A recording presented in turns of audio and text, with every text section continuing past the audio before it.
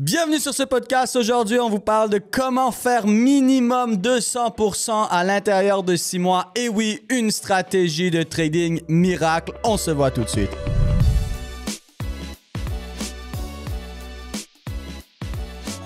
On est aujourd'hui en compagnie de monsieur Gabriel Raymond et moi-même Samuel Lévesque et on vous parle de comment faire 200% avec une stratégie de trading miraculeuse à l'intérieur de 6 mois.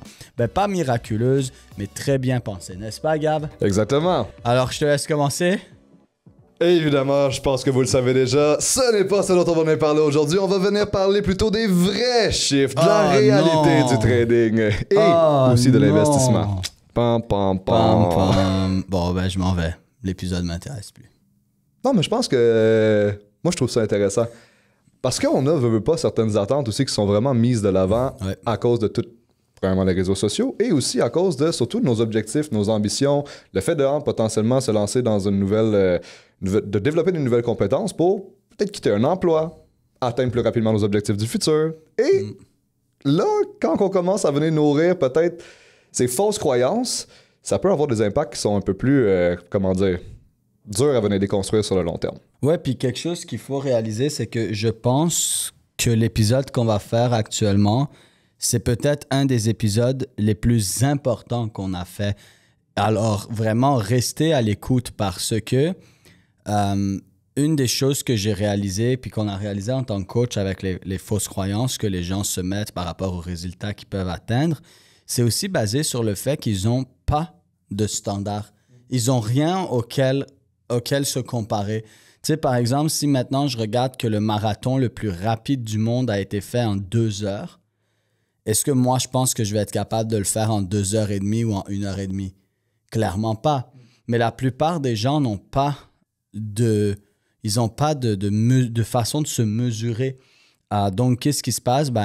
Ils se disent, je vais faire un 100 mètres en 5 secondes. Alors que le record, par exemple, un gars comme Usain Bolt le fait en 9 points et quelques secondes. Donc, c'est complètement irréaliste de penser que tu vas le faire en 5 secondes ou même que tu vas le faire en 10 secondes sans entraînement. Et je pense qu'un des grands défis de tout ça, c'est moi ce que j'appelle un peu la pornographie ou le Disney du trading et de l'investissement. Pourquoi la pornographie ou le Disney du trading et de l'investissement?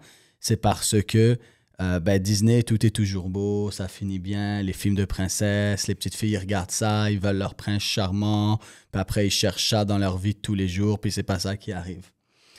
Et les hommes ou même en général, par exemple, pourquoi la pornographie? Parce que dans la pornographie, tu sais, on a déjà eu 15 ans, Gab, on a déjà eu 15 ans. Mais qu'est-ce que tu regardes quand tu as 15-16 ans dans ces trucs-là? C'est genre...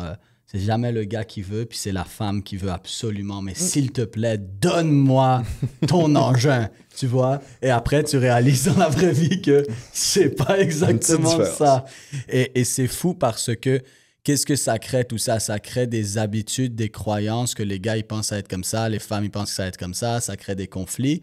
Mais moi, j'aime appeler ça justement la pornographie et le Disney du trading et de l'investissement. Et ce qui est difficile aussi, même pour venir en ajouter un petit peu là-dessus, c'est que de nos jours, en plus, avec tous les algorithmes justement sur Internet qui sont mis de l'avant pour venir te donner le contenu que toi tu veux voir, maintenant, les seules choses à quoi tu peux te référer, c'est ces choses-là que tu as regardées. Donc, même quand tu vois justement les réseaux sociaux où tu suis des chaînes YouTube, tu suis des influenceurs ou des personnes qui te montrent ces résultats-là, évidemment, ça va t'amener à voir d'autres potentiels influenceurs et d'autres contenus aussi qui vont te montrer le même type de résultats. Et on se fie, dans le fond, sur cet échantillon qui est minime potentiellement, où tu vois peut-être une dizaine ou une vingtaine ou une centaine de personnes qui ont potentiellement généré des résultats qui vont être phénoménales sur une courte période de temps. Ah, c'est vrai, ça se peut faire des résultats phénoménales sur une courte période de temps. N'importe qui peut être chanceux. Écoute, n'importe qui peut courir un 100 mètres. On ne sait pas à quelle vitesse, mais il faut vraiment que tu aies un problème de santé pour ne pas être capable de courir un 100 mètres. N'importe qui peut courir un 100 mètres. Certains en 9 secondes, d'autres peut-être en 30 secondes, mais n'importe qui peut courir un 100 mètres. Pas n'importe qui peut courir un marathon, et ça, peu importe la vitesse. Peu importe la vitesse, pas n'importe qui peut courir un marathon. Même pas n'importe qui peut marcher juste la distance d'un marathon. Mais n'importe qui peut faire un 100 mètres. En marchant, en courant, peu importe quoi, tout le monde peut faire 100 mètres. tout le monde ne peut pas nécessairement faire un marathon.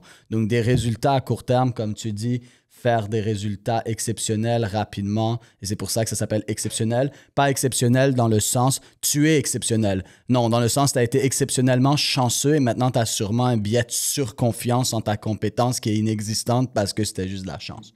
Et je pense que c'est qui, je me rappelle plus qui avait dit cette phrase-là, mais c'est pas l'argent que tu fais, dans le fond, c'est l'argent que tu réussis à maintenir également sur le long terme qui vient vraiment montrer les compétences et la discipline à travers ça.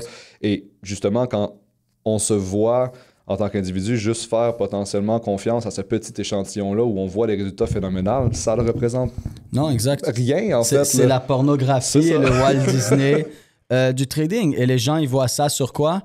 Sur des publicités, sur YouTube, sur Instagram. Et moi, j'aime souvent le dire, Instagram, c'est une histoire de princesse. C'est pas un film d'horreur. Instagram, c'est une histoire de princesse. C'est pas un film d'horreur. Les gens sur Instagram, ils mettent leur meilleur côté. Que ça soit les gens qui s'entraînent, qui sont sur des stéroïdes, qui n'ont pas bu d'eau depuis le matin, qui viennent de s'entraîner, qui se sont huilés, qui ont mis la lumière d'un côté, qui ont retouché la photo et qui en ont pris 15. Et là, tu vois, peu importe c'est ça quoi, le résultat, c'est ça que je vais pouvoir faire. Exactement. Et le truc, c'est que Instagram et tout ça, c'est des choses qui viennent dans notre vie quotidiennement nous alimenter parce que les gens sont énormément sur les réseaux sociaux, YouTube, etc. Mais c'est pour ça que je dis que le trading et l'investissement, c'est un peu la pornographie de tout cela ou le Walt Disney parce que, encore une fois, Instagram, c'est une histoire de princesse, pas un film d'horreur. Les gens ne montrent pas le pire, ils montrent que le meilleur. Mais le meilleur vient avec le pire. Ça va ensemble. Hein. C'est le yin et le yang. Les deux côtés sont toujours là. Et après, les gens regardent ça, ils voient un gars sur son bateau avec sa femme ou je sais pas trop quoi.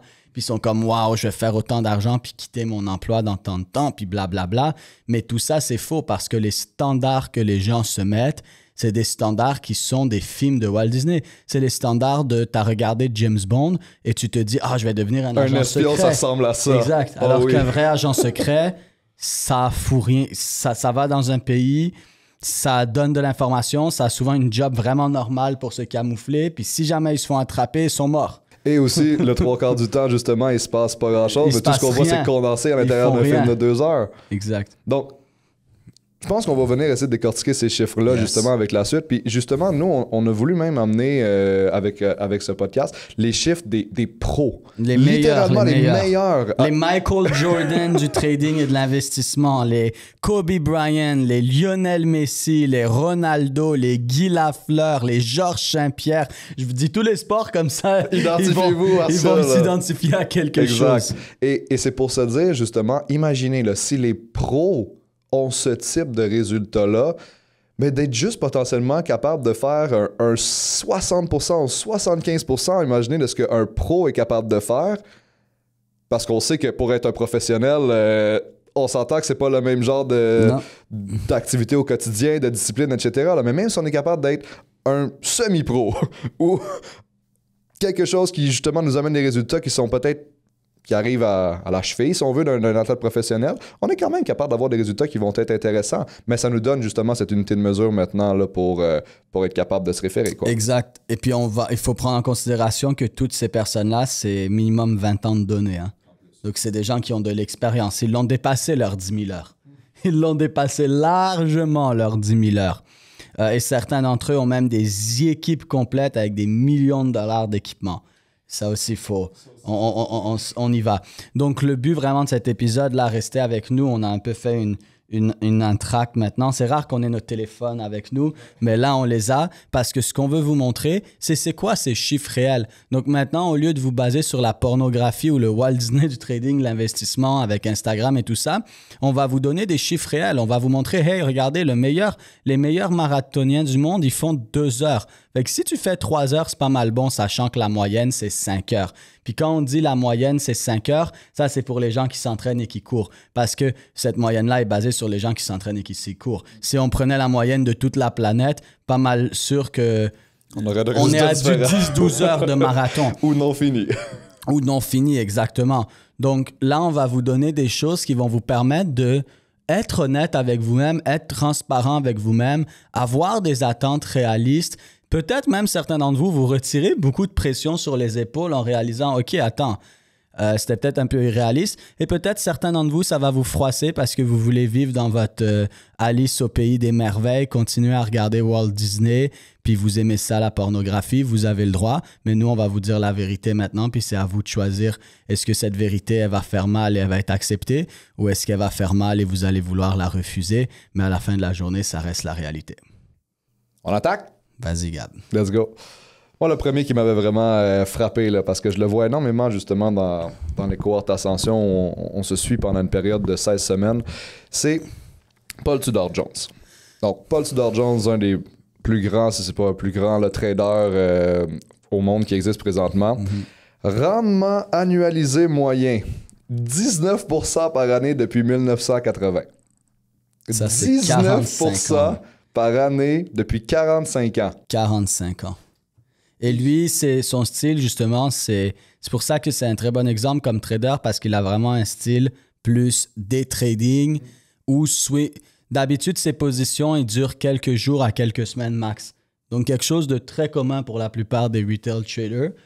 19% en moyenne, sa moyenne pondérée sur 45 ans. C'est quand même intéressant comme statistique maintenant qu'il y en a qui se disent qu'ils vont quitter leur travail en 6 mois. Ben, je m'excuse, mais si tu veux quitter ton travail en 6 mois, t'es mieux d'avoir un compte à 500 000 balles. Et c'est pour dire aussi, je le vois souvent cet objectif-là, parce que c'est souvent ça qui est mis de l'avant également quand on se lance dans le trading et l'investissement. Ah ben, si je suis capable de faire une moyenne de 5 à 10% par mois, je suis dans une position qui est quand même qui est bien placée. Là. Je vais être capable de pouvoir en vivre. 5 à 10% par mois, on parle de 60 à 120% par année. Là. Et là, on a justement... Constamment, année après année. Absolument. Ça, c'est la game aussi. C'est pas un sprint, comme on a dit. C'est pas un 100 mètres, c'est un marathon, année après année. OK. Et là, on voit 19% pondéré justement sur 45 ans également. C'est complètement... On est ailleurs. Et ça n'empêche pas que... Je sais pas combien tu sais sa fortune vaut... 8,1 milliards. Imaginez. Donc, même avec justement des rendements comme ça, et ça, c'est des pros encore, on est quand même capable d'aller chercher des beaux rendements. C'est que c'est sur du long terme. Puis si je me trompe pas, en 45 ans, il a pris un petit peu plus de 2200 positions. Exactement. 2200 positions en 45 ans. Et ça, c'est quand même intéressant parce que si tu calcules 2200 positions, c'est même pas une position par semaine. J'avais vu, c'est ça, je pense que c'était 48 trades par année. Et comme on avait dit, c'est ça, encore mieux, c'est que souvent, on le voit, là, les gens, une fois qu'on a développé cette compétence-là, on veut la mettre de l'avant, on veut venir la pratiquer, on veut venir récolter le fruit là, du gros travail qu'on est venu faire et là, on est prêt à trader. Et quand on est prêt à trader, là, tu arrives devant les graphes et tu la cherches ta position. Tu veux venir mettre tes compétences à l'œuvre justement pour avoir les résultats. Et je le vois souvent ça. Ah, aujourd'hui, j'ai placé 3-4 trades ou j'ai essayé d'en placer 2 ou 4 ou 5. 48 trades dans une année. Là. C'est à peine une position par semaine. Puis quelque chose qu'il faut prendre en considération, c'est qu'encore une fois, là, on le pondère, on le met en moyenne. Mais des gars comme Paul Tudor, pour l'avoir étudié, puis toutes eux, si vous lisez dessus, le gars passe des fois pendant des semaines, voire des mois, il ne fait rien. Et là, tout d'un coup, quand il a plusieurs actifs qui regardent, qui sont dans une bonne dynamique, il peut mettre 5-6 positions. Mais oui, en moyenne, c'est à peine une position par semaine. Mais au final, c'est même pas vraiment ça.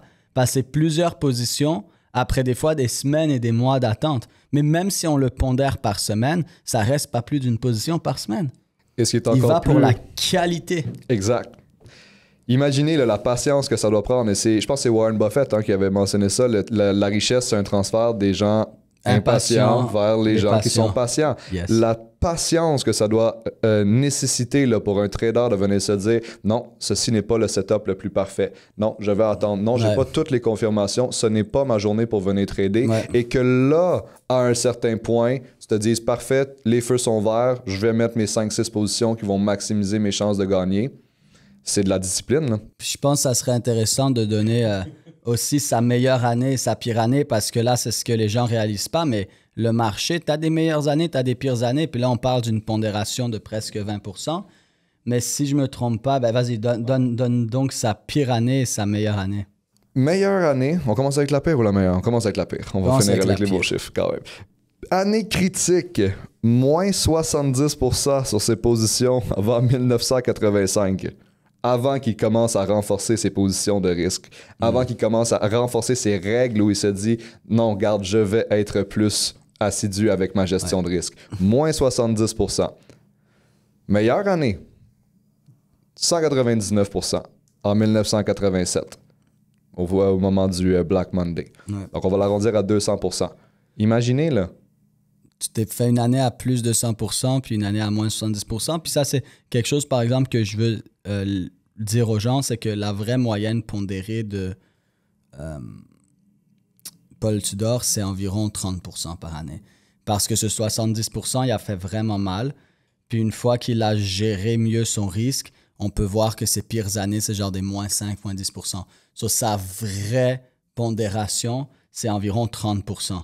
Mais à cause d'une année tellement horrible à moins 70%, ça fait que sa pondération moyenne, au lieu d'être 30%, c'est environ 20%. Sur ça aussi, ça montre à quel point la gestion de risque est importante. Puis lui, il en parle. Après cette année-là, il est devenu vraiment en mode « je coupe mes mauvaises positions et je minimise mon risque le plus rapidement possible et je laisse rouler mes bonnes positions et je maximise mes gains le plus possible. » Et si on enlève cette très mauvaise année, on est quand même à quelqu'un qui a fait environ 30% par année. Mais encore là, 30% par année, on est loin des gens qui se disent qu'ils vont faire 10% par mois tous les mois sans arrêt. Qui vont doubler leur compte à chaque année. Oui, exactement. Et statistique encore plus intéressante qui m'avait frappé et que je ne savais pas, il gagne 21%. Il a gagné 21% de ses trades en moyenne sur 2200. Là. Ça veut dire qu'il n'y en a même pas 450 environ là, qu'il a gagné. Il a perdu 79% du temps. Puis si tu regardes ses RR moyens, justement, pour lui, c'est toujours pas moyen, mais son minimum, c'est 1 pour 5. Si c'est pas 1 pour 5, il touche pas. Puis si vous l'étudiez, le gars, il a fait des positions à des 1, 20, 30, 40, 50. Mais il veut minimum 1 pour 5. Et justement, il comprend qu'il est dans un marché où il n'est pas en avantage. Il y a des statistiques, il y a du hasard, il y a des choses incalculables. Le trading et l'investissement, c'est un marché de perdants. C'est un losing game. It's a losing game. C'est une partie de perte. Tu dois accepter qu'en termes de position, de trade, d'investissement, tu vas avoir plus d'échecs que de succès. Mais ce qui compte, c'est que ces succès-là soient bien plus payants que tes échecs. Et c'est pour ça que lui, il prend des RR de 1 pour 5 minimum. Parce que même s'il perd 3 trades et il vient de perdre $3, il gagne un trade, il vient de gagner $5, il est à plus de dollars. Et c'est quand même fou de réaliser qu'un des plus grands traders de tous les temps, son win rate, c'est 21%. Purée, ça veut dire que 79% de sa vie, c'est un échec. Et malgré ça, il vaut 8,1 milliards de dollars américains actuellement. On en parle souvent, le trading, on peut littéralement gagner en perdant dans un sens. Et aussi, je pense qu'une des phrases qui m'avait vraiment marqué justement les dernières fois, c'est pas combien tu gagnes et c'est pas combien de trades tu gagnes ou combien de trades tu perds, c'est combien tu gagnes quand tu gagnes et combien tu perds quand tu perds. Exactement. Et c'est ça cette gestion de risque-là. Est-ce que tu veux nous déballer la statistique des 2-3 prochains rapidement? On va les faire plus rapidement. Parce que je te jure, on peut rester ici. Juste moi ici, j'ai des chiffres et je me dis, tu sais quoi, je pense que je vais pas partager ces chiffres-là. Les gens, ils viendront nous voir dans l'académie, dans le hub et on en parlera. Donc, on a ici Kyle Bass de Heyman Capital. Rendement annualisé moyen de 2006 à 2017, donc sur environ 11 ans, 16,7% pondéré. 16,7%, donc encore moins. Meilleure année, 212% en 2007, là, pendant la période des subprime mortgage. Et on a aussi période un petit peu plus difficile de 1,56%. Qui a duré pendant comme 7 ans. 7 ans. Ouais. Imaginez, sur 11 ans, il a une moyenne de 16,7% et pendant 7 ans, il a généré des 1,5% là, de façon annuelle. Prochain, Michael Burry, le gars de Big Short, peut-être que vous connaissez plus de cette façon-là. Rendement cumulé de 2000 à 2008. Cumulé, là, 489%, donc environ 24% annuel. Sur 5 ans, il avait fait une moyenne de 21% par année et 10 ans, une moyenne de 14% par année. J'avais recalculé aussi, puis il était environ du 30% avec quand tu mélanges tout. Ouais, en gros, tu as donné toutes les statistiques, mais la moyenne des meilleurs, c'est 30 à 40% par année. J'ai gardé lui qui était différente un peu pour la fin. On avait parlé de Medallion Fund. Donc, Jim Simmons, Renaissance Technologies et le Medallion Fund. Donc, c'est... Medallion Fund, il faut se préciser quelque chose. Medallion Fund, c'est le fonds le plus efficace qui a jamais existé. C'est un fonds privé fermé. Les seuls qui peuvent être dedans, c'est les propriétaires et les employés. C'est un fonds qui utilise du coin de technologie, des algorithmes, de l'intelligence artificielle depuis déjà plus de 20 ans. Et eux, ce qu'ils font, c'est qu'ils profitent des écarts de prix de l'arbitrage à haut niveau avec des millions de dollars d'équipement, des dizaines de millions de dollars d'équipement, puis une équipe complète. Et ils passent plus de 300 000 transactions par jour. Par jour? OK, juste pour que les gens réalisent mais de ça, quoi on parle. c'est algorithmique quand même, je comprends, mais Ouais. 300 000 transactions par jour. par jour. Et veux-tu dire leur moyenne? Donc, rendement brut annualisé, là, 66%. 66%. La crème de Big Mal. là, Et avec- est-ce que tu réalises de quoi on parle? Et leur win rate, c'est comme 50%, non? Ouais. 50, c'est ça, je pense. Oui, c'est ça. 51% justement de win rate en moyenne. Si ça ne remet pas les gens en question de réaliser que le meilleur des fonds avec une équipe complète qui est fermée, qui utilise des techniques quantitatives avec des dizaines de millions de dollars d'ordinateurs, avec de l'intelligence artificielle, avec des algorithmes depuis plus de 20 ans, avec 300 000 positions par jour pour venir arbitrer les écarts de prix, qui ont un win rate de 50% et qui font en moyenne 66 par année. Et là, tu as des gens qui se disent, moi, je vais faire 120. Moi, je veux gagner aussi 8 ou 9 sur 10 de mes trades. Ouais. Ou 8 ou 9 sur mes trades, exactement. C'est hallucinant là, de voir cette réalité-là. Ouais. Et c'en est pour dire que quelques-uns, là, évidemment, on pourrait continuer. Mais vraiment, là, c'est pour remettre cette perspective-là de façon alignée là, avec notre réalité. Surtout quand on se dit, la majorité d'entre nous, là, on est en train de développer une nouvelle compétence. Ça fait peut-être 1 an, 2 ans, 3 ans que tu es en train de trader, d'apprendre sur les marchés. Même quand c'est dans ton emploi, là, après 3 ans, on s'entend que t'es pas un pro. T'en as vu beaucoup, mais t'es loin d'être un professionnel. Ça, c'est tous des gens qui sont là, même Medallion Fund et tout, depuis 20, 30, 40 ans, là, minimum 20 ans. Et c'est ce genre de résultat-là auquel on peut témoigner, là. Donc, la réalité, c'est est-ce que c'est possible de faire plus 30 à plus 40% par année? Absolument. Et c'est très bien. C'est très bon. Est-ce que tu devrais t'étonner de gagner un trade sur 3? Absolument pas. Et c'est très bien. Et ça, c'est la réalité. Ça, c'est les vrais chiffres. Ça, c'est à quoi ça ressemble. Là, on a parlé côté trading, mais même côté investissement, on pourrait en sortir quelques-uns, dont le fameux Warren Buffett, que tout le monde connaît, qui est un des plus grands investisseurs de tous les temps. Ben, Warren Buffett, son taux de succès sur ses investissements, c'est 33%. 33%. Le plus grand investisseur de tous les temps, 33%. Sa moyenne annualisée, environ 40%. Donc, c'est un peu comme le trading. Environ 40%, 33%. Et lui-même le dit. Il dit, en général, moi, ça ne me dérange pas de perdre 2-3 positions, 2-3 investissements, tant que le 3e ou le 4e, c'est un home run. C'est ça qu'il dit. Et c'est ça ses chiffres. Le gars a échoué 67% de ses investissements. Il fait environ 30-40% annualisé par année. Il a échoué 67% de ses investissements. Et il vaut quand même 150 milliards de dollars. 150 milliards de dollars. Donc, autant là, pour ceux qui se disaient, ben là, moi, je ne vais pas faire trop de trading, je vais aller côté investissement. Ben voilà les chiffres côté investissement. C'est la même chose. On pourrait continuer longtemps, mais je pense qu'on doit mettre fin à cet épisode.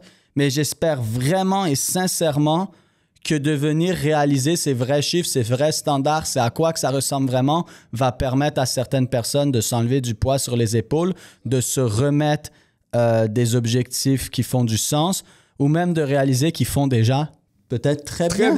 Peut-être très bien. Et aussi d'être réaliste, parce que si tu fais 40% par année, puis tu veux quitter ta job, puis que toi, tu te dis, ben moi, je fais 40 000, disons quelqu'un qui dit, moi, je fais 50 000 par année. Puis j'ai besoin de minimum 50% de plus. Tu sais, on veut garder une marge au cas où. Donc, tu te dis, ben, je veux faire 75 000 par année pour quitter mon emploi. Ben, si tu viens pour du 40%, ben, tu as besoin d'un compte à 200 000. Là. 100%. On n'en a pas parlé de ça, mais justement, le rendement net versus les rendements bruts en trading, ça vient jouer là, aussi. On pourrait continuer et continuer. Et le but, c'est pas de démotiver les gens. Non, c'est incroyable l'effet composé. Regardez ça. On parle d'un gars qui vaut 8,1 milliards. On parle d'un gars qui vaut 150 milliards. Medallion Fund, 300 milliards, je pense. Ils sont tous dans les milliards. Et aussi, ce qui est. Donc, c'est pas problématique.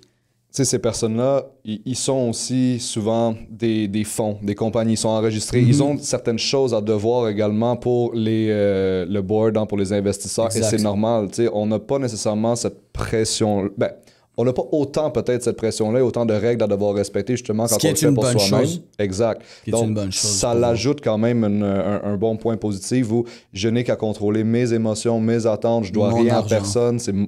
Ça peut vraiment venir alléger encore plus. C'est beaucoup plus facile de trader et investir quand tu as un compte à 200 millions qu'à 2 milliards. Même côté liquidité. Mais là, je ne veux pas qu'on rentre là-dedans parce qu'on ne va pas finir. Donc, vous avez des avantages aussi. Mais maintenant, soyez réaliste, soyez honnête avec vous-même. Puis, ce n'est pas problématique le fait que ça va te prendre 5 ans peut-être pour avoir ton compte à 200 000. Non, regardez-les. Ils valent tous des milliards. Mais voici les vrais résultats, voici sur quoi se baser. Puis il faut arrêter de penser qu'on va courir un marathon à 1h30. On se voit sur un prochain podcast. On se voit sur un prochain podcast. Et...